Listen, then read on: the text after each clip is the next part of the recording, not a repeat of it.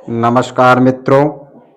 और हम लेकर के आए आप लोगों के लिए जीव विज्ञान से बहुत महत्वपूर्ण प्रश्न। तो प्रिय साथियों, हमारे वीडियो को आप लास्ट तक देखा करें और जो भी लोग हमारे चैनल पर अभी नए हैं वो अपने चैनल को सब्सक्राइब कर लें और बेल आइकन भी बजा दें, जिससे अगली आप लोगों को न्यूज मिलती रहे। तो देखते हैं पहला प्रश्न। HIV द्वारा होने वाला रोग है, बताएंगे कैंसर, क्षय रोग या आतशक या इनमें से कोई नहीं।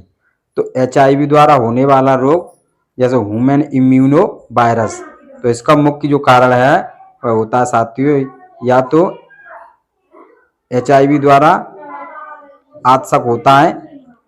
अगला प्रश्न, निम्नलिखित में से कौन सा रोग विषाणु के कारण होता है, बताएंगे साथियों कौन सा होता है। ए होगा, बी होगा, सी होगा या फिर डी होगा, यानी मलेरिया, याचमा, चेचक या फिर पीलिया। तो ये जो विषाणु के द्वारा रोग होता है ये होता है साथियों चेचक। चेचक यानी सी इसका राइट आंसर होगा। अगला प्रश्न, किस शैवाल से आयोडीन प्राप्त होती है, बताएंगे। ए होगा, बी होगा, सी होगा या फिर डी होगा, यानी ओडोगोनियम, यूलोथ्रिक्स, एक्टोकार्पस या फिर लेमिनेरिया। तो समुद्री शैवाल से जो आयोडीन हमें प्राप्त होती है वह लेमिनेरिया जो की घास होती है या समुद्री शैवाल होता है, इससे हमें आयोडीन प्राप्त होती है। देखेंगे अगला प्रश्न, हाइड्रोफोबिया रोग उत्पन्न होता है, तो बताएंगे। ए होगा, बी होगा, सी होगा या फिर डी होगा, यानी हाइड्रोफोबिया विषाणु द्वारा, जीवाणु द्वारा, ईस्ट द्वारा या फिर प्रोटोजोआ के द्वारा। तो हाइड्रोफोबिया जो रोग होता है ये विषाणु के द्वारा होता है और इसे पागल कुत्ते के काटने पर ये रोग हो जाता है। जिससे अगला प्रश्न, निम्नलिखित में से किस में एंजाइम्स नहीं होते, बताएंगे। ए होगा, बी होगा, सी होगा या फिर डी होगा, यानी विषाणु, जीवाणु, शैवाल या फिर लाइकेन। तो एंजाइम नहीं पाए जाते यह साथियों विषाणु में एंजाइम नहीं पाए जाते, तो विषाणु इसका राइट आंसर होगा। अगला प्रश्न, कुत्ते के काटने से जिस विषाणु के द्वारा घात रोग उत्पन्न होता है क्या कहलाता है, बताएंगे। हैजा, पेचिस, मम्स या फिर हाइड्रोफोबिया। तो पागल कुत्ते के काटने पर ये हाइड्रोफोबिया रोग हो जाता है, जिसे हम रेबीज भी कह सकते हैं, या हाइड्रोफोबिया या रेबीज। अगला प्रश्न, सार्स क्या है, सार्स बताएंगे। ए होगा, बी होगा, सी होगा या फिर डी होगा, यानी संचार प्रणाली, विषाणु जनित रोग, कवक जनित रोग या फिर इनमें से कोई नहीं। तो सार्स ये एक विषाणु जनित रोग कहा जाता है, तो ए बी इसका राइट आंसर होगा साथियों, विषाणु जनित रोग।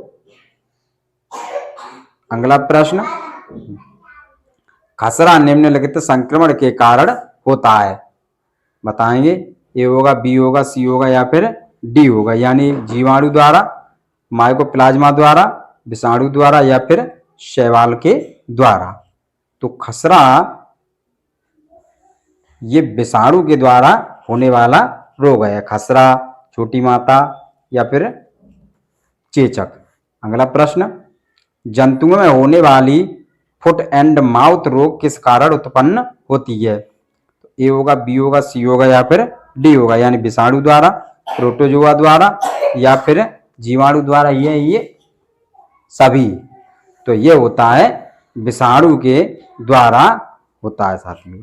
अगला प्रश्न, शैवालों की कोशिका भित्ति किसकी बनी होती है, तो बताएंगे किसकी बनी होती है। क्यूटिन की, काइटिन की, सुवेरिन की या फिर सेल्यूलोज की। तो यह जो शैवालों की कोशिका भित्ति सेल्यूलोज की बनी होती है और कवकों की कोशिका भित्ति काइटिन की बनी होती है। तो दोनों प्रश्नों को यहाँ से समझ लेंगे। अगला प्रश्न, कैल्प प्राप्त होता है, बताएंगे। लाइकेंस से, समुद्री शैवालों से, जलीय शैवालों से या फिर शैवालों से। तो कैल्प प्राप्त होती है समुद्री शैवालों से। तो समुद्री शैवाल इसका राइट आंसर होगा। देखते हैं अगला प्रश्न। लाल सागर का लाल रंग किसकी उपस्थिति के कारण होता है? बताएं, ए होगा, बी होगा, सी होगा या फिर डी होगा, यानी मॉस, लाइकेन या फिर शैवाल या फिर जीवाणु। तो लाल सागर का लाल रंग समुद्री शैवालों के कारण ही लाल है, क्योंकि इस समुद्र में जो लाल शैवाल हैं ये अधिक मात्रा में पाए जाते हैं, जिसके कारण वहाँ का जो रंग है पानी का वह लाल दिखने लगता है। अगला प्रश्न, अगर अगर किसके प्राप्त होता है? ए होगा, बी होगा, सी होगा या फिर डी होगा, यानी अगर अगर शैवाल, जीवाणु, मॉस या फिर कवक। तो अगर अगर जो शैवाल हैं ये शैवालों से प्राप्त होने वाले वास्तु है। अगला प्रश्न,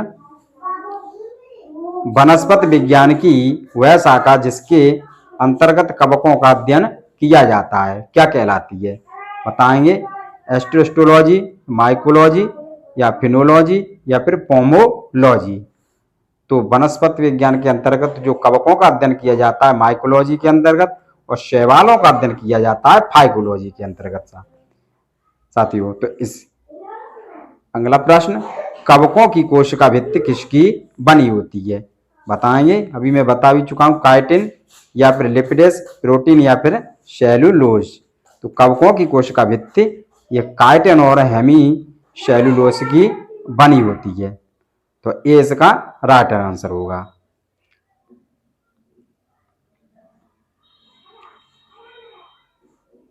काइटिन एवं हेमी सेलुलोज। इसी के साथ आप लोग हमारे चैनल को सब्सक्राइब करें साथियों, और लाइक भी करें और बेल आइकन भी बजा दें साथियों, जिससे आप लोगों की अगली न्यूज मिलती रहे। इसी के साथ धन्यवाद साथियों। जय हिंद, जय भारत।